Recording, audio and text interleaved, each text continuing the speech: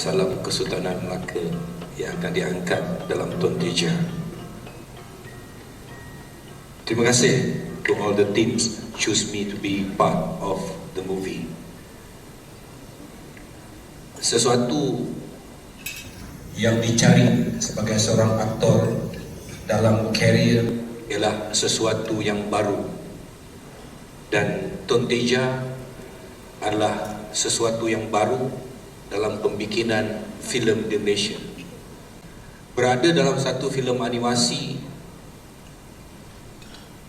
cara teknologi yang terbaru membuatkan saya begitu teruja untuk bersama-sama dalam filem ini, dan saya berharap filem ini juga mampu mengangkat peredaran industri animasi di Malaysia ke serantau dunia.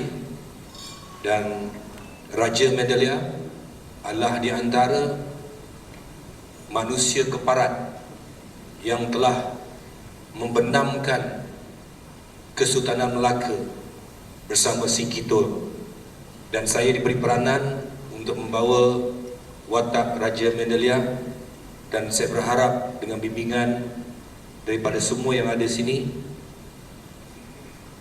akan memberi makna yang begitu besar dalam sejarah lakonan saya.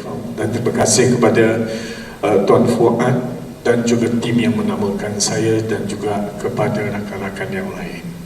Sebenarnya saya perlu mencari kehalusan kerana Tun Teja itu sendiri tidak seperti mana yang kita sangka. Tun Teja itu seperti begini yang pernah kita tonton. Kerana Tun Teja ini akan menyampaikan visualnya, isi ceritanya, jiwa dan rohnya yang sangat-sangat berbeza untuk menyentuh perasaan kita mengenal diri semula, siapa kita. Assalamualaikum warahmatullahi wabarakatuh dan salam sejahtera.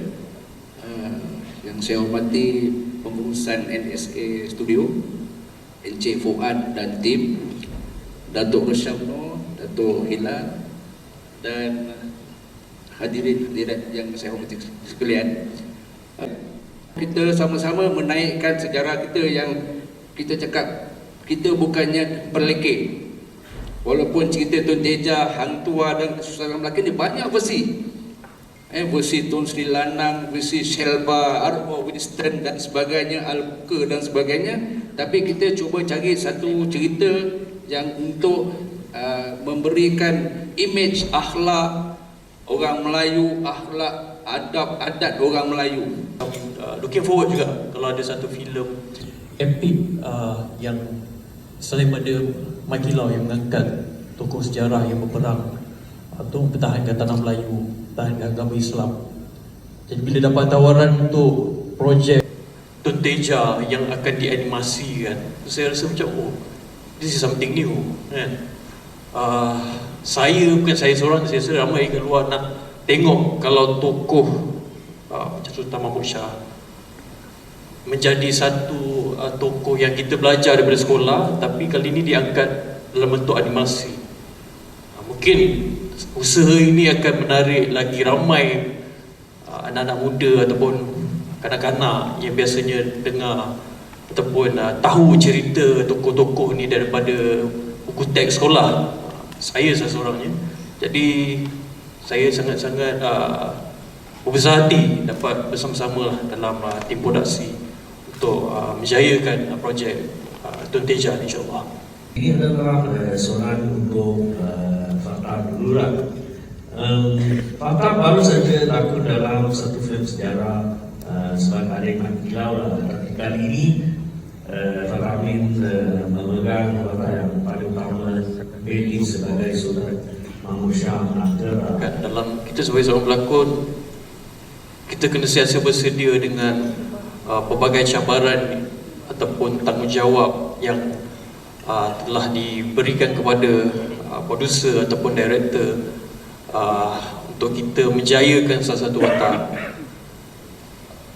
Of course, perlu ada preparation lah, kena ada persediaan sebelum kita melakonkan salah satu watak. Even dalam projek ni, filem ni adalah filem animasi, tapi bagi saya sebagai seorang pelakon, dia kena tahu juga latar belakang watak itu, walaupun kita tidak melakonkan seperti lakonan biasa on set kan, dia hanya menggunakan voice over, tapi ada juga macam pergerakan yang akan dirakamkan. Macam saya dapat tahu, saya akan buat juga scene-scene silat yang memerlukan saya untuk berlatih silat. Animasi dalam bentuk pembikinan terbaru, dalam bentuk yang macam game, nampak dia real. Ini bukan 2D, bukan 3D, nampak real seperti manusia. Tapi yang paling penting sekali ialah sejarah yang akan dibawa dalam filem ini, yang mana dia akan menjadi archive, rujukan kepada rakyat Malaysia tentang sejarah Melaka dan bagaimana Melaka itu tumbang. Kerana filem ini diambil 90%, 80-90% kepada cerita benar, bukan fiksyen. Saya rasa animasi menjadi kegemaran penonton muda hari ini. Kalau kita tengok bagaimana e-game berkembang dengan begitu hebat, gaming semua berkembang dengan begitu hebat, filem ini adalah untuk mereka. Khasnya kepada wanita pula, bagaimana satu watak wanita bernama Tun Teja menjadi hero, menjadi ketua, menjadi segala-galanya kepada seorang lelaki. Dan saya harap wanita kena menonton filem ini dan mengambil sedikit roh bagaimana Tun Teja berjaya menjadikan lelaki di sebelahnya kuat.